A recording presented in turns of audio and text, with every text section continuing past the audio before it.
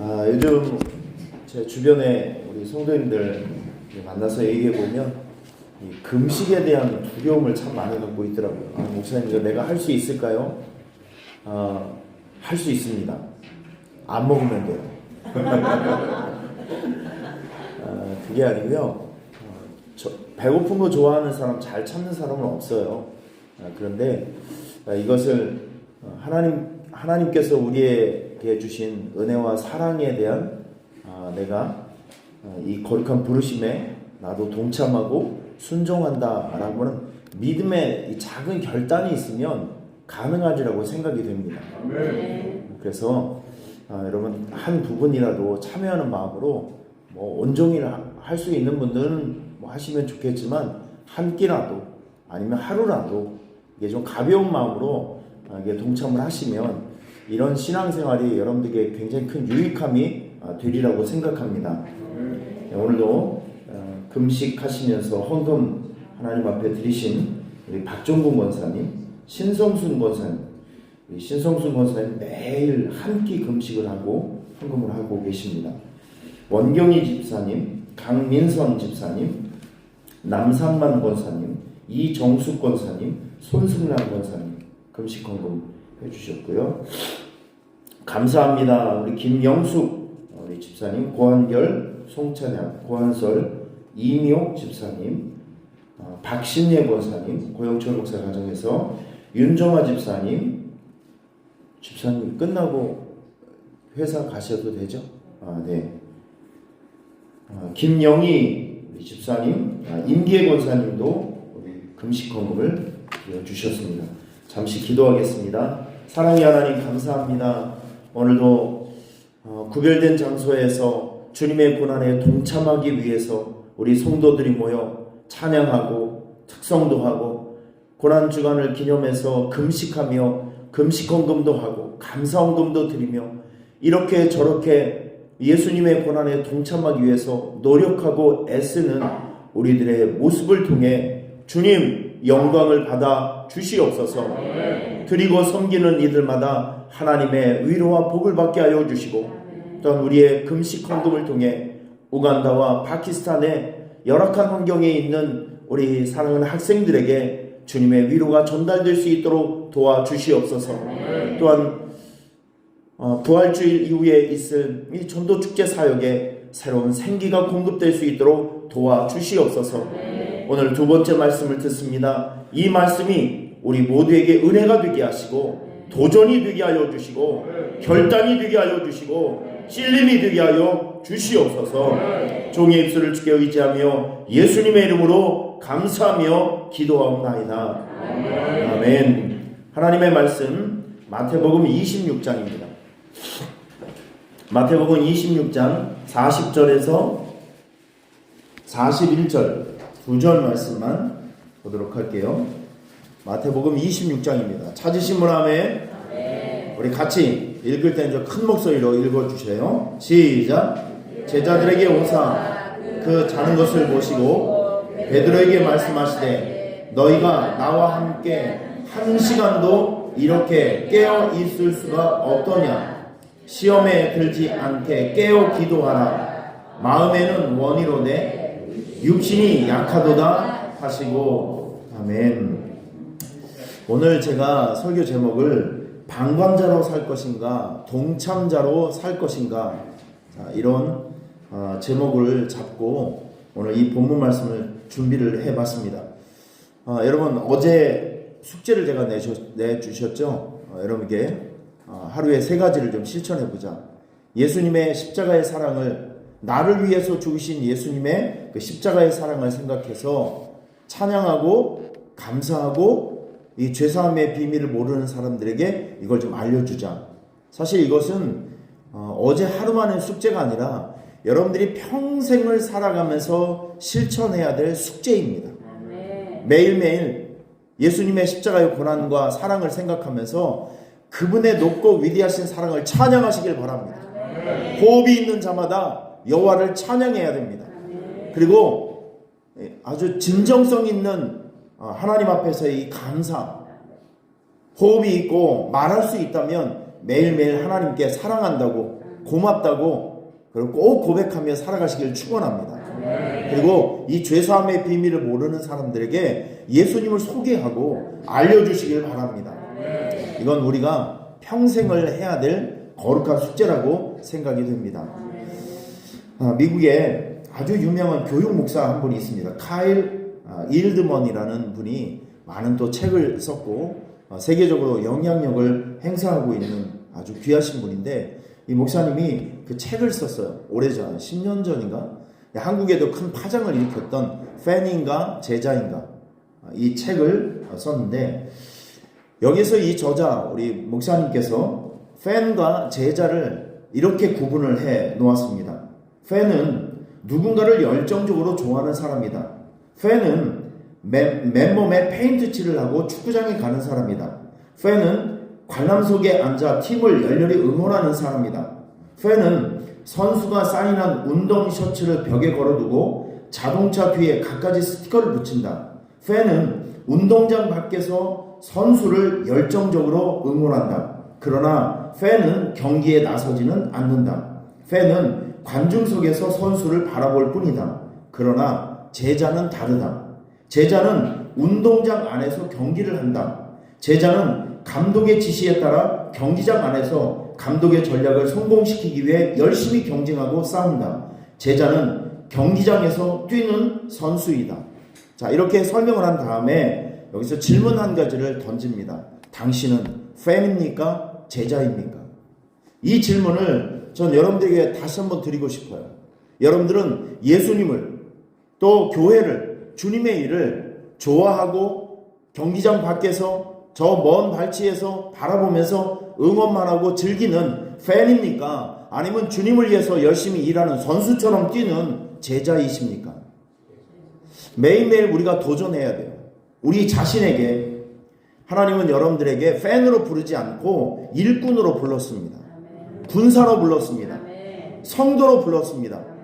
주님의 일을 하는 일꾼으로 부르고요, 마귀와 싸우는 군사로 부르고 거룩한 진리를 파수하는 성도로 불렀다는 것을 기억하셔야 됩니다. 이게 여러분들의 정체성이고 우리 교회의 정체성이라고 생각이 됩니다. 단 한 사람도 팬으로 부르지 않고 경기장 밖에서 이렇게 관람하고 나는 너를 좋아한다, 지지한다, 응원하는 사람으로 부르지 않고 직접 일에 참여하는 제자와 선수와 일꾼으로 성도로 불러주셨다는 것을 알고 신앙생활을 하셔야 됩니다. 이런 정체성이 여러분에게 항상 마음속에 있기를 주님의 이름으로 축원합니다. 지난주 주일 오후에 제가 우간다에서 만났던 그 대학생 때 예수님의 부름을 받고 지금도 열심히 변함없이 자기 자리를 지켜가며 일했던 그 솔로몬 목사, 그 당시에는 청년이었었죠. 청년 때 부름을 받았는데 지금 제가 그분들을 10년 동안 바라보고 있는데 변함이 없어요. 본인이 그 자리에서 솔로몬, 가드윈, 조슈아, 참 이분들은 그 우간다 최고의 대학을 졸업을 하고 얼마든지 다른 길을 걸어갈 수도 있고 편한 길을 선택을 할 수도 있었는데 그들은 팬으로 살아갈 것을 거부하고 군사로 살아가고 있습니다. 제자로 살아가고 있어요.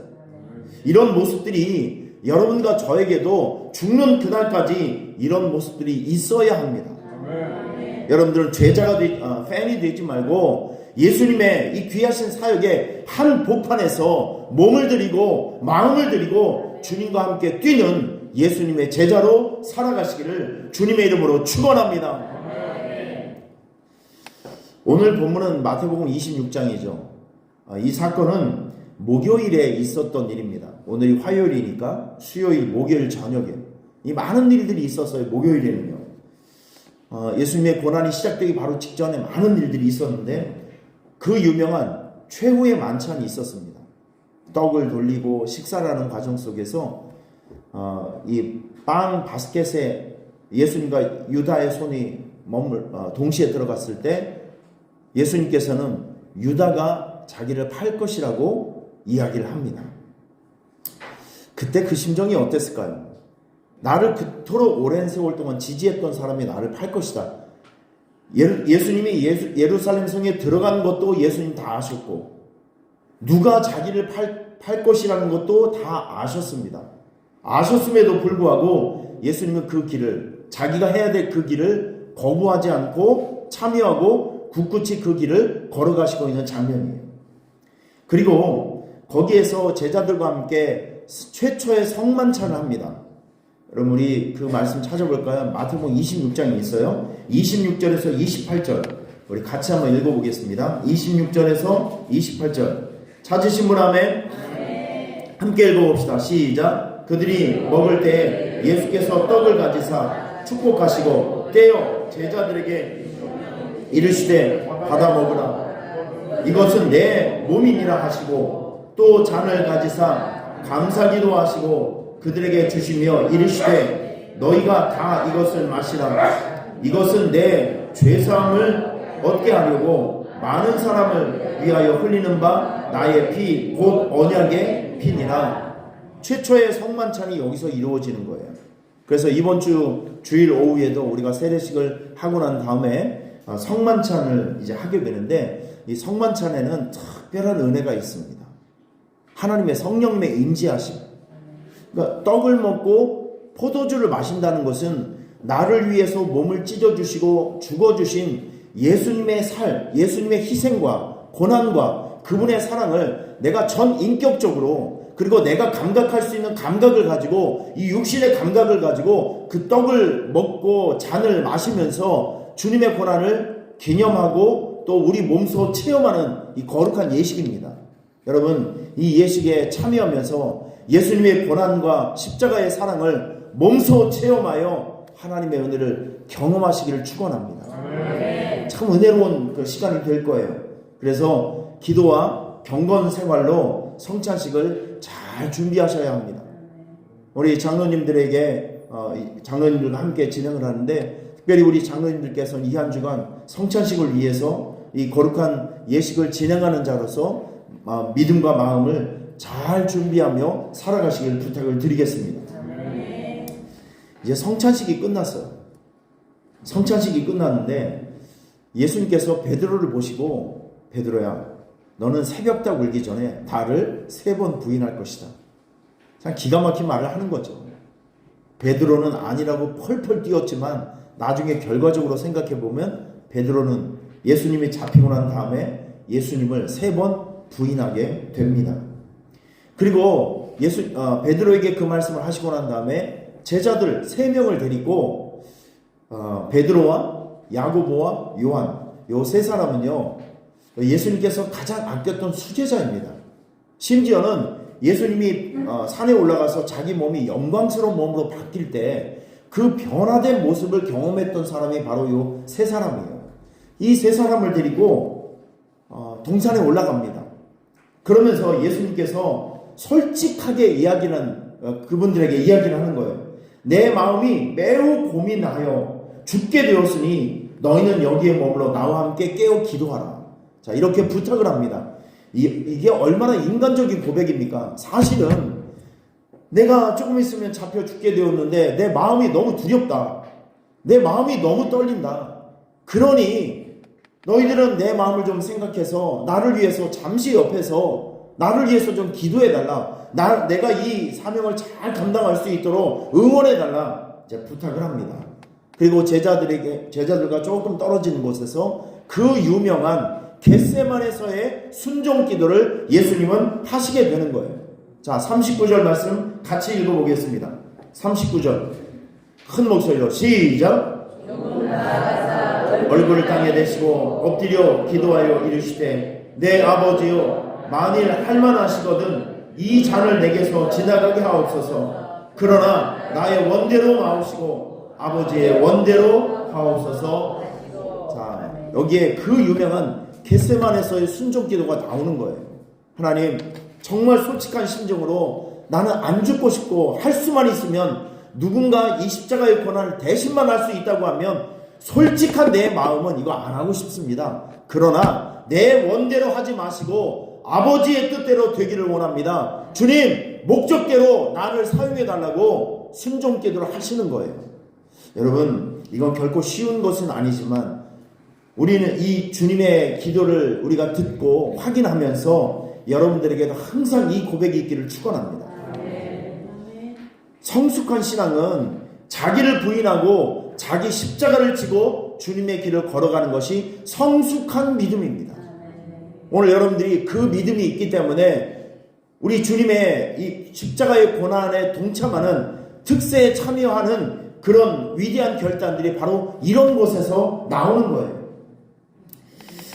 예수님은 진땀을 흘리시면서 순종기도를 하셨죠. 그리고 얼마 후에 돌아가서 제자들을 보니까 제자들이 훌훌 잠을 자고 있었어요.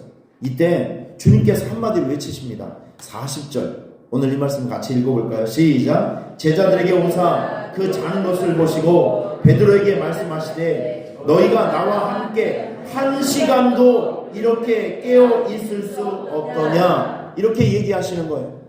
주님이 얼마나 서운하셨을까요? 나는 이렇게 죽게 되었을 때 기도 부탁을 했는데 너희는 어쩜 이럴 수 있니? 내가 이렇게 마음이 아프고 참 마음이 힘든데 그 1시간도 나를 위해서, 이 작은 시간도 나를 위해서 나와 함께 동행해 줄 수 없겠니? 예수님의 한탄과 예수님의 서운한 마음이 여기에 그대로 들어가 있는 것입니다. 1시간도 나와 함께 깨어서 기도할 수 없더냐? 저는 이 말씀을 읽고 묵상하면서 이런 것이 느껴져요. 예수님은 여러분들과 함께 진심으로 일하고 싶어 하십니다. 그래서 초대를 하는 거예요. 나의 사랑하는 형제들아, 나의 사랑하는 자녀들아, 나와 함께 걸어보자, 나와 함께 일해보자, 나와 함께 기도해보자, 나와 함께 주님의 일을 좀 해보자. 얼마나 많이 외치고 얼마나 많이 프로포즈를 하고 있습니까? 예수님의 공생애를 보세요. 예수님의 제자들을 초청해서 진짜 많은 곳을 다니십니다. 지난주 주일에 종료주일이었었죠. 종료주일, 예루살렘 성을 공생애 3년 동안 7번을 왔다 갔다 하십니다. 지금 이스라엘을 가보면 예수님이 태어났던 그 지역은, 갈릴리 그 지역은요, 지금 우리나라로 얘기하면 저 평양성 쪽이, 아니 평양이 아니라 저 압록강 쪽, 저 위쪽에 있는 거예요. 그리고 예루살렘 성은 저 어디 대전이나 광주 그쯤에 있는 것입니다. 굉장히 거리가 멀어요. 북과 남이라고 생각하시면 돼요. 거의 끝지점에 있는 곳입니다. 제자들을 데리고 예루살렘 복음화를 위해서 주님은 그 제자들을 데리고 7번이나 왔다 갔다 하시고, 심지어는 유대인들이 사람 취급을 하지 않는, 피가 섞여서, 이방인의 피가 섞여서 외국 사람으로 여겨서 유대인들은 상대를 하지 않았던 사마리아 땅으로도 데리고 갔어요. 두로와 실로 지방으로도 데리고 갔습니다. 가난한 지역에, 병자가 많은 곳에, 도움이 많이 필요한 곳에 예수님께서는 제자들을 초청해서 그들과 함께 그 지역을 방문해서 복음화를 위해서 예수님의 복음을 전하고 그 지역에 소망을 심는 일들을 제자들과 함께 동행하고 있었습니다. 여러분, 오늘 이 시대도 교회를 통해서, 말씀을 통해서 우리 하나님은 여러분들에게 나와 함께 이 일을 해보자, 나와 함께 기도를 해보자, 나와 함께 전도를 해보자, 나와 함께 선교를 해보자, 주님께서 기뻐하시는 일들, 영혼을 살릴 수 있는 일들을 해보자 라고 초대하고 있습니다. 이 초대에, 이 초청에 여러분들의 반응은 무엇입니까? 참여입니까? 아니면 거부입니까? 제가 이 설교를 준비하면서 미국에서 목회하신 목사님의 간증을 듣게 되었습니다. 목사님 교회에 아주 신실하고 교회를 잘 섬기는 집사님 부부가 있었어요. 근데 이분은 미국에 와서 배운 기술이 도너츠 만드는 기술을 이분이 배운 거예요. 너무 교회를 잘 섬기는 너무 귀한 분이었어요. 교회 개척교회가요, 한 사람이 10사람, 100사람 몫을 합니다. 그런데 교회로부터 2시간, 3시간 떨어진 곳에 도너츠 가게가 생긴 거예요. 아주 좋은 조건에. 그런데 문제는 뭐냐면 그 체인점은 주일날 오픈을 해야 돼요. 여러분, 말이 그렇지 여러분들의 직장이 대전이라고 생각을 해보세요. 이게 말이 됩니까? 기름값은 어떻게 할 것이며 왔다 갔다 생활은 어떻게 해야 돼요? 아침 일찍 가서 밤늦게 와야 되는데 그 도너츠 가게를 계약을 하면 교회를 떠나야 돼요. 육신적으로 생각을 해보면 거기 가면 돈 벌 게 확실하지만 신앙생활을 생각해보면 이 교회에 머물러야 돼요. 이 고민 때문에 목사님과 상의를 하게 됩니다. 목사님, 상황이 이런데 어떻게 하면 좋을까요? 그래서 목사님이 그렇게 얘기를 했습니다. 집사님, 이렇게 한번 기도해 봅시다. 지금 당장 그걸 결정하지 말고, 하나님, 교회에서 가장 가까운 곳에 도너츠 가게가 오픈되게 해달라고 기도해 봅시다. 이게 대안이 될까요? 이게 그분들 입장에서 충분한 대안이 될까요? 설득의 요소가 될까요? 거기만 가면 그냥 돈 벌 수 있는 곳인데 너무 좋은 조건인데, 근데 놀랍게도 이 두 분은 그 도너츠 가게 계약하는 것도 잠시 미루고 두 분이 작전 기도를 하십니다. 작전 기도를 하시면서 이것을 위해서 기도할 때 그 기도하는 시간이 무려 2년이었어요. 결과만 말씀드릴게요. 2년 후에 정말 교회에서 2, 3분 정도 떨어진 곳에 이 도시가 이제 형성이 되고 빌딩이 하나 생겼는데, 거기에 잘 나가지 않는 그 골목에 가게가 하나 비어 있었어요. 거기에서 도너츠 가게를 계약을 하고 오픈을 했는데, 결과만 말씀드리겠습니다. 그분이 선택한 브랜드는 2,000개가 넘습니다. 미국 전역에. 근데 현재 랭킹 그 가게가 판매량 2등을 하고 있어요. 그것도 주일날 쉬는 조건으로. 만약에 매출이 가장 많이 있었던 주일날까지 했다고 하면 탑이 될 수도 있었겠죠. 여기서 도너츠 가게가 잘 된다라는 것이 메인 포인트가 아니라 이 하나님의 부르심에, 이 주님의 부르심에 이분들이 어떻게 반응했는가를 우리가 한번 기억해 보자는 거예요. 여러분, 하나님께서 여러분들에게 이걸 해보자 저걸 해보자 라고 했을 때 우리는 우리의 유익만 생각하고 내 감정만 생각해서 우리 주님의 부르심에 너무 쉽게 주님의 부르심을 거절하고 포기할 때가 너무나도 많이 있어요. 중요한 것은 우리 주님은 여러분들과 함께 일을 하고 싶다는 거예요. 말씀을 통해서든지 아니면 누구를 통해서든지 교회를 해봅시다, 주님의 일을 해봅시다, 전도하고 선교해봅시다 라고 하는 주님의 프로포즈를 받았을 때 거부하지 말고 거절하지 말고 주님의 손을 잡아주시길 바랍니다. 할렐루야. 이 결단들이 있기를 주님의 이름으로 축원합니다. 그리고 또 한 가지 우리가 기억해야 될 것은 주님의 요청을 거부하고 내 몸이 편한 대로 주의를 하지 않고 기도하지 않으면 감당할 수 없는 시험에 빠진다는 거예요. 우리 주님께서 말씀하신 것이 있죠. 우리 41절 말씀 한번 같이 한번 읽어볼까요? 41절 말씀 시작. 시험에 들지 않게 깨어 기도하라. 마음에는 원이로되 육신이 약하도다. 우리가 기도하지 않고 주의를 하지 않으면 내 몸이 편하고 내 마음이 편한 대로만 신앙생활을 하게 되면 감당할 수 없는 큰 시험에 빠진다는 거예요. 여러분, 주님의 일을 거부하지 말고 열심히 하시길 바랍니다. 열심히 기도하시길 바랍니다. 주님께서 우리와 함께 일을 하자는 그 이유는요, 우리에게 노동을 하자는 것이 아닙니다.